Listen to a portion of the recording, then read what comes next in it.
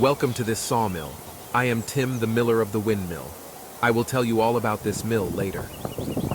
Our mill was originally built to about 1680, unfortunately demolished in the Second World War 1942, but rebuilt with the old drawings. So we are a replica. I'm going to show you everything and tell you everything. Look especially well around you because it's a 360-degree video. So look behind you too. You can see all the beautiful images very nicely. I'm going in now and I'll show you all kinds of things later.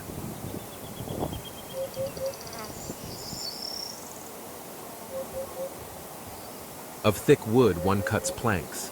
Who does not know the saying? Well, we saw beautiful planks and beams from very thick trees. And if you look around, you can see all those trees floating. We keep those trees in water to water out the sugars and starch, which makes the quality of the wood much better.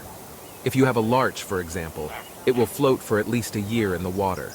If we saw elm or oak trees, for example, they sink to the bottom and stay there for at least 6 to 8 years, but that makes the quality much better, and the wood works less and really lasts much longer.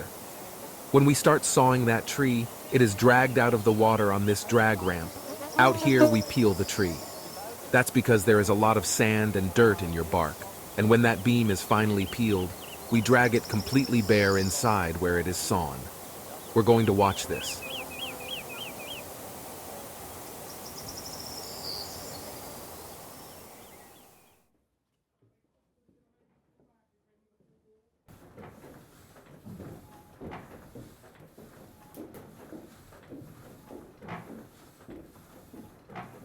Yes, this is where it all happens.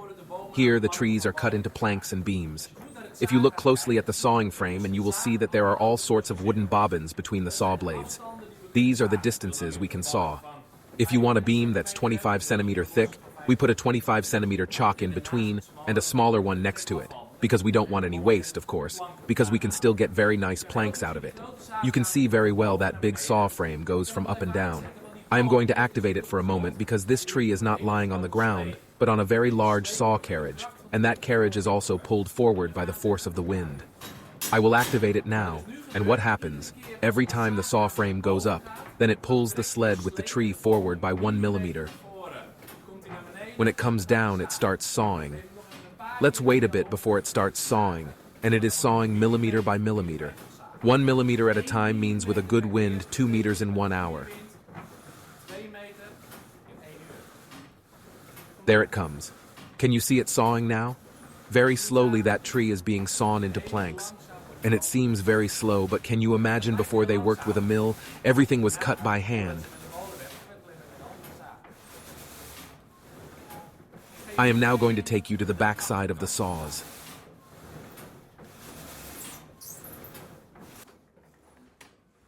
So there we are behind the saw frame, and here you can see how that tree is actually pulled forward. Look at the feed wheel here. Very slowly, tooth by tooth, that saw carriage is pulled forward, and so that's due to this feed wheel. This wheel is linked to the carriage, and that pulls a millimeter forward every time. Up is pulling, down is sawing. Our carriage can saw a tree up to 14 meters long. Huge long, but there were even mills that could saw trees up to 21 meters. It's actually a small one here, but you can see how beautifully we can saw trees and planks here. I'm going to take you upstairs now and show you all the things about the mill up there.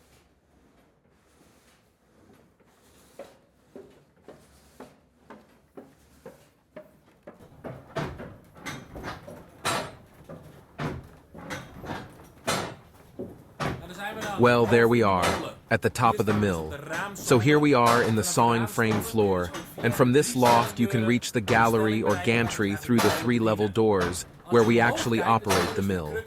So if you look up, you will see the crankshaft turning, a 3-joint crankshaft with 3 crank pins, and these are linked to the 3 big saw windows you see here in front of you now. Shall we go upstairs and look at the crankshaft?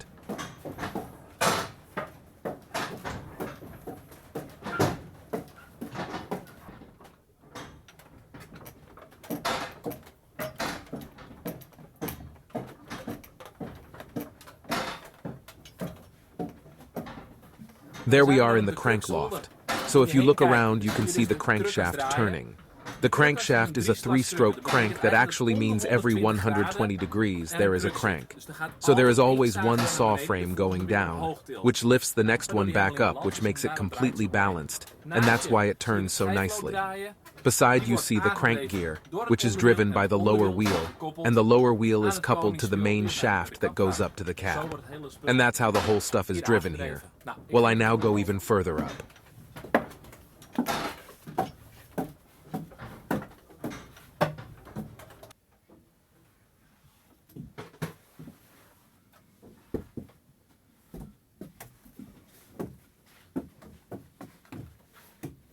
Yes, it's a bit creepy crawly, but there we are in the cap of the windmill. This is where it all happens. This is the motor of the whole mill. Outside, you can see the wings turning, which are connected to this big steel shaft. Around that shaft is the main gear and brake wheel, and that wheel drives everything. Around the wheel you see a very big wooden liner, and that is the catch or brake. When I lower the catch bar, which I can operate from outside, I pull those wooden blocks around the wheel, and that's how I slowly brake the windmill. And behind you, you can see a very small comb with a couple of teeth in it. That's the powel. That ensures that the mill can never turn backwards when it's on the brake. The mill's brake never works when the wind comes from behind. Isn't it beautiful? But you want to know more? We'll go to the gallery and I'll show you how the windmill works from the outside.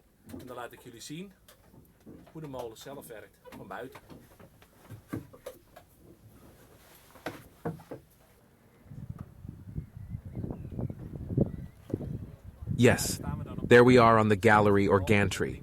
On the mill gantry, we operate what we just said above. Here we actually operate the whole windmill. If you look beside you, here, we see the winch. With the winch, we can turn the cap of the mill 360 degrees. If you stand behind this tail and you don't feel wind, then the mill is right on the wind. This rope that goes up here is the brake rope that I use to stop the mill. If you look forward now, you can see the wings turning. Today there is not so much wind, and so we are now have 4 full sails.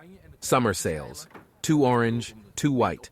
Those sails catch the wind, but should the mill start turning too fast and it goes too fast for the saw frames inside, we pull the rope, the brake, stop the mill with 1 sail straight down. Then we roll the sail half up or take it off. We do this with all 4. That way, you can use the mill at the right speed at almost any wind force. I'm off to work now. See you later.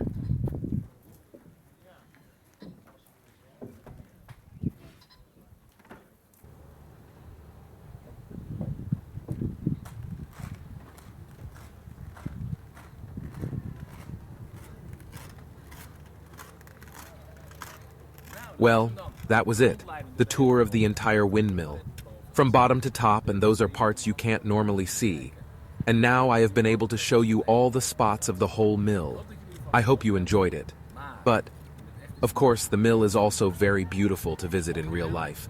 So if you like, feel free to come by and I can show you many more beautiful spots of the mill and give you many more great stories. If you would like to see more videos of the other mills, visit the website and you can see all kinds of things there. Hereby thank you and have fun watching.